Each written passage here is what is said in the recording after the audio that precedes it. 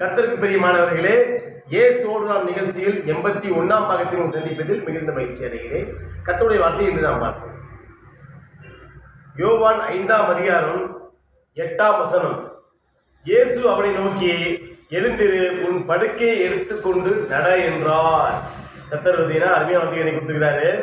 அதாவது இயேசு அவனை நோக்கி, எழுந்திரு, உன் படுக்கையை எடுத்துக்கொண்டு நட என்றார்.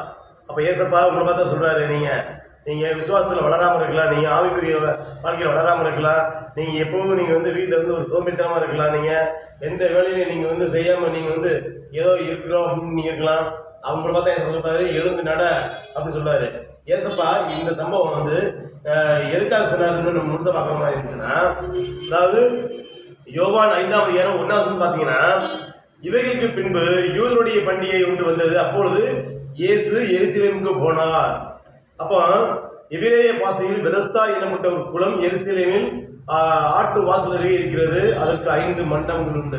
அதாவது பார்த்தீங்கன்னா எருசலேம் பார்த்தீங்கன்னா ஒரு பெதஸ்தா குளம் இருக்கு. அந்த பெதஸ்தா குளம் பார்த்தீங்கன்னா நிறைய அநேகங்கள் பார்த்தீங்கன்னா உடம்பு சரியில்லாதவங்க, இந்த கை சூம்பினவங்க, அந்த குஷ்டரோகிய, இன்னும் எத்தனையோ வியாதிகள் பட்டவங்க அந்த பெதஸ்தா குளம் சுற்றி இருந்து வைப்பாங்க. என்ன காரணம் அப்படின்னா, தேவதூதன் அந்த குளத்தை கலக்கும் போது யார் முதல்ல போய் அந்த குளத்துல போய் குளிக்கிறாங்களோ, உள்ள இறங்குறாங்களோ, அவங்க உடனே இப்பேற்பட்ட நோயா இருந்தாலும் சுகமாயிரும் அப்படின்னு ஒரு நம்பிக்கை.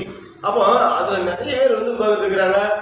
தேவதூதன் கலக்கிற அப்படி டக்குன்னு முன்னாடி சுசுப்பா போய் உள்ள இறங்கி அவங்களோட உடம்பு சரியான பிறகு எரிஞ்சு போயிடுறாங்க. இப்படியே நாட்கள் போயிட்டே இருக்கு. நிறைய பேர் சுகமாயிட்டே இருக்கிறாங்க. அற்புதம் நடந்துகிட்டே இருக்குது. ஆனா அநேக வருஷமா ஒரு சப்பானி வந்தீங்கன்னா அநேக வருஷமா அந்த இடத்துல உட்கார்ந்துருக்கிறாரு. இவரால் நடந்து போக முடியல. தேவதூதன் கலக்கும்போது இவர் எந்திரிச்சு போறதுக்குள்ளே அடுத்தவங்க யாரும் டக்குன்னு போய் அதுல குளத்துல குளிச்சு அவங்க உடம்பு சரியாயிடுறாங்க, போயிடுறாங்க. அதனால இவர் போக முடியாம இருந்துச்சு. இதே மாதிரி ஒரு 8 வருஷமா இருந்தா பார்த்தீங்கன்னா 38 வருஷமா ஒரே இடத்துல கழிச்சு பாருங்க. நம்ம சாதாரண பார்த்தீங்கன்னா ஒரு 5 நிமிஷம் ஒரு 10 நிமிஷம் நம்ம ஒரு இடத்துல உட்கார சொல்ல நமக்கு போர் அடிக்கும்.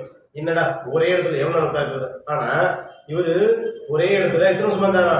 38 வருஷமா இருந்தார். அப்ப எவ்வளவு மிகப்பெரிய ஒரு பொறுமைசாலியா இருப்பாங்க நீங்க இருந்து தருது.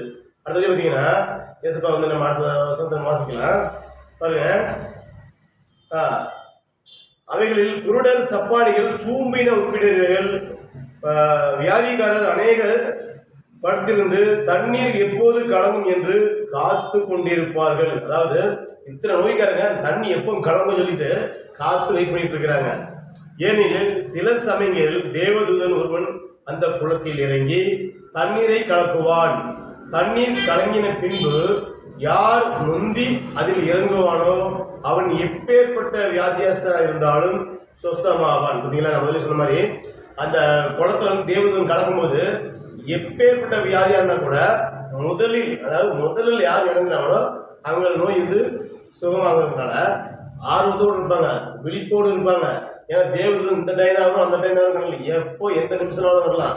அதே மாதிரி உங்க வாழ்க்கையில தேவதூதன் நம்ம ஜீசஸ் உங்க வாழ்க்கையில எப்பனாலும் வரலாம். நீங்க விழிப்போடு இருங்க. அடுத்தது பார்த்தீங்கன்னா 38 வருஷம் வியாதி கொண்டிருந்த ஒரு மனுஷன் அங்கே இருந்தார். நான் முதல்ல சொன்ன பார்த்தீங்களா, 38 வருஷம் ஒரு வியாதி உள்ள ஒரு மனுஷன் அங்கே இருந்தான்னா அப்ப 38 வருஷமா அவரால் போக முடியல. அவர் என்ன சப்பானி, 2 கால் நடக்க முடியாது. ஒரு மனுஷன் ஒரு சின்ன கால் அடிபட்டா கூட போறதுக்கு நடந்து போய் சிரமம், நொண்டி போகணும், இல்லாட்டி ஒரு கை தாங்களா போகணும். அப்படி இருக்கும்போது 2 கால்கள் நடக்க முடியாத ஒரு சப்பானி எப்படி நடக்க முடியும்? அப்போ அவர் நடந்து போற மாதிரி இருந்துச்சுன்னா உதவிக்கு 2 பக்கம் சோல்டர் பிடிச்சி கொண்டு போய் விடணும். அப்போ அவங்க இருக்கிறவங்க கூட உடம்பு சரியாதவங்க. அப்போ என்ன நினைப்பாங்கன்னா, நம்ம தான் முதல்ல சரியாகணும், நம்ம தான் சுகமாகணும், நமக்கு தான் அற்புதம் நினைக்கணும் அப்படின்ட்டு எல்லாரும் ஓடுவாங்களா? நமக்கு கிடைக்காது பரவாயில்ல, இந்த சப்பானி கிடைச்சா சரின்னு சொல்லிட்டு அந்த சப்பானி தூக்கி போவாங்களா?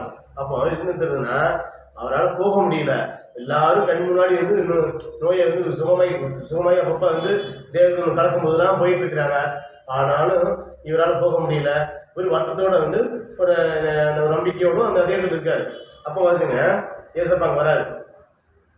38 வருஷம் வியாதியை கொண்டிருந்த ஒரு மனுஷன் அங்கே இருந்தான். படுத்திருந்த அவனை இயேசு கண்டு, அப்போ எப்படியும் நம்மளால போக முடியாது, கர்த்தர் சுகம் கொடுப்பாரு, நம்ம இந்த இடத்துல வந்திருக்கோம்.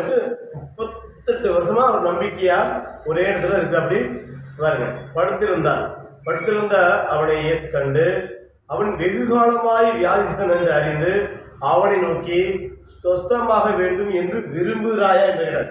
அதாவது அந்த வியாதிஸ்தனை எதிர்ப்பு பண்ணிருக்க. அப்படி அதாவது பார்த்தீங்கன்னா நம்ம நோய் சரியாகணும், அதே சேர்ந்து நம்மளால் போக முடியல, நம்ம தேவதூதன் காலத்துக்கு முன்னாடி எவ்வளோ போயிடுறாங்க, வேற யாரும் போயிடுறாங்க, ஆனாலும் நம்ம உடல்ல இருந்து ஊனமுற்றதுனால போக முடியல அப்படின்ட்டு படுத்துருக்கு. அப்படி அப்போ ஏசப்பா என்ன சொல்றாரு, அந்த சப்பானி வந்து கேட்கிறாரு பாருங்க, படுத்திருந்த அவனை இயேசு கண்டு அவன் வெகு காலமா வியாதிஸ்தன் என்று அறிந்து அவனை நோக்கி சொஸ்தமாக வேண்டும் என்று விரும்புகிறாயா? ஏன் விரும்புகிறாங்க? அப்படி இயேசுப்பாக்கு வந்து ஆல்ரெடி முதல்ல தெரியும். இப்போ இந்த நோயிலிருந்து அந்த ரஸ்தா குளம் சுற்றி இருக்கவங்க புறாம இருந்து சுகமாக்குறதுக்காக தான் உட்கார்ந்துட்டு இருக்கிறாங்க. எப்படியா நம்ம சுகம் கிடைக்க நம்பிக்கை போட்டுருக்காங்க. ஆனால் இயேசு கேட்கிறாரு பாருங்க, அதாவது அவனை நோக்கி சொஸ்தமாக வேண்டும் என்று விரும்புகிறாயா என்று கேட்டார். அப்போ ஏசப்பாவுக்கு வந்து நீங்கள் என்ன நினச்சிட்டு இருக்கிறீங்க, நீங்கள் மனசில் என்ன பேசிட்டு இருக்கிறீங்க, 2 சிந்தனையாக இருக்கலாம், 1 சிந்தனையாக இருக்கலாம், எல்லாமே அவனுக்கு தெரியும். அதனால ஏசப்பா கேட்குறாரு. ஏங்கிறதுக்கு கேட்குறாருன்னா அவர் என்ன சொல்ல வர்றாரு, அந்த வந்து சப்பானி கூட என்ன சொல்கிறார் அப்படி. அப்போ வந்து அந்த வார்த்தையை வந்து வாயிலிருந்து வரதுக்காண்டி அவருக்கு ஏசப்பா கேட்குறாரு.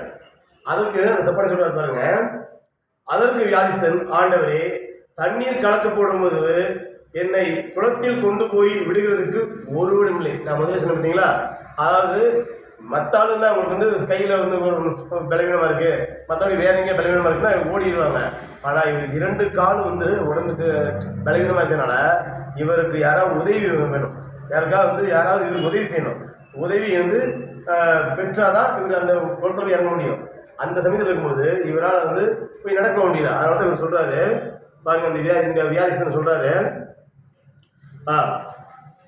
தண்ணீர் கலக்கப்படும் போது என்னை குளத்தில் கொண்டு போய் விடுகிறதுக்கு ஒருவனும் இல்லை, நாம் போகிறதுக்குள்ளே வேறொரு எனக்கு முந்தி இறங்கி விடுகிறான் என்றான். அப்போ நான் வந்து எவ்வளோ முயற்சி பண்ணுறேன், அதனால் என்னை வந்து கூட்டிகிட்டு போகிற காலம் இல்லை, எனக்கு முன்னாடியே வேறவங்க போய் இறங்கி சுகமிட்டு போயிடுறாங்க அப்படின்னு சொல்லி ஏசப்பட்ட அந்த சப்பானி சொல்கிறார். அடுத்தது பார்த்தீங்கன்னா, இயேசு அவனை நோக்கி எழுந்திரு, உன் படுக்கையை எடுத்துக்கொண்டு நட என்றார். நல்லா பாருங்க, அவர் பெதஸ்தா குளத்தில் இறங்கினாரா? நல்லா தெரிஞ்சு பெதஸ்தா குளத்தில் இறங்கல. பெதஸ்தா குளத்தில் தேவதூதன் வந்து கலக்கும்போது அந்த இடத்துல வந்து ஒரு சுகமளிக்கும் அற்புதம் நடக்குது. ஓடி போய் டக்குனு முதல்ல இறங்குறாங்க, சுகமற்று போயிட்டே இருக்கிறாங்க. ஆனால் இந்த வியாதிஸ்தன் வந்து அந்த குளத்தில் போய் குளித்தான்னு சொல்லி இப்போ பைபிள் கொண்டிருக்கா? கிடையாது. என்ன கொண்டு பாருங்க, அதாவது ஏசப்பா சொன்ன ஒரே வார்த்தை தான், இயேசு அவனை நோக்கி எழுந்திரு, உன் படுக்கையை எடுத்துக்கொண்டு நட என்றார். எப்படிப்பட்ட வார்த்தை பார்த்தீங்களா? ஒரு விசுவாசம் வார்த்தை. அதாவது இயேசு அவனை நோக்கி எழுந்திரு, உன் படுக்கையை எடுத்துக்கொண்டு நட. அவ்வளோ ஒரே இடத்துல முடிச்சிட்டாரு. அடுத்து பார்த்தீங்கன்னா அந்த மனுஷன் அடுத்து என்ன நடக்கு பாருங்க, உடனே அந்த மனுஷன் சொஸ்தமாகி தன் படுக்கையை எடுத்துக்கொண்டு நடந்து போனான். அந்த நாள் ஓய்வு நாளாக இருந்தது. அப்போ ஏசப்பா வந்து உங்களை பார்த்துட்டே இருக்கலாம், நீங்கள் எத்தனையோ வாய்ப்பு கிடைக்கலாம், எத்தனையோ வாய்ப்பு கிடைக்காம கூட உங்களுக்கு இருக்கலாம். ஆனாலும் உங்களுக்கு ஏற்ற நேரம் நீங்கள் கர்த்தர்கிட்ட நீங்கள் வந்து பொறுமையாக இருக்கணும். நீங்கள் கர்த்தரை பற்றினா உங்களை பார்த்துட்டே இருக்காரு. நீங்கள் என்ன பண்ணிட்டு இருக்கிறீங்க, உங்களுடைய பிஸ்னஸ் உங்களுக்கு தோல்வியாக இருக்கலாம், உங்களுடைய வியாபாரம் வந்து உங்களுக்கு ரொம்ப கம்மியாக இருக்கலாம், ஆண்டவர்கிட்ட நீங்கள் கேட்டே இருக்கலாம், ஆண்டவர் அவனை சோதிக்கிறாரா என்ன நினைச்சிட்டே இருக்கலாம் நீங்கள். ஆனால் ஏசப்பா 38 வருஷமா நடக்க முடியாமல் இருந்த சப்பானியை எழுந்து படுக்கை கொண்டு நட என்று சொன்னார். உடனே சுத்தமாகி நடந்து போனான்னு சொல்லி நம்ம பைபிள் பார்க்கலாம். அப்போ இதே மாதிரி உங்கள் வாழ்க்கையில் இருந்தீங்க, அநேக பிரச்சனைகள் இருக்கலாம், அநேக துன்பம் துயரத்தில் இருக்கலாம், வாழ்க்கையை கண்ணீராக இருக்கலாம். எல்லாத்தையும் ஏசப்பா வந்து நீங்கள் விசுவாசத்தோடு நீங்கள் இருக்கும்போது கர்த்தர் வந்து உங்களை ஆசீர்வதிப்பார். உங்களுடைய படுக்கை எடுத்துக்கொண்டு நட என்று கர்த்தர் சொல்வார். கர்த்தருக்கு மகிமை உண்டாவதாக. ஆமென்.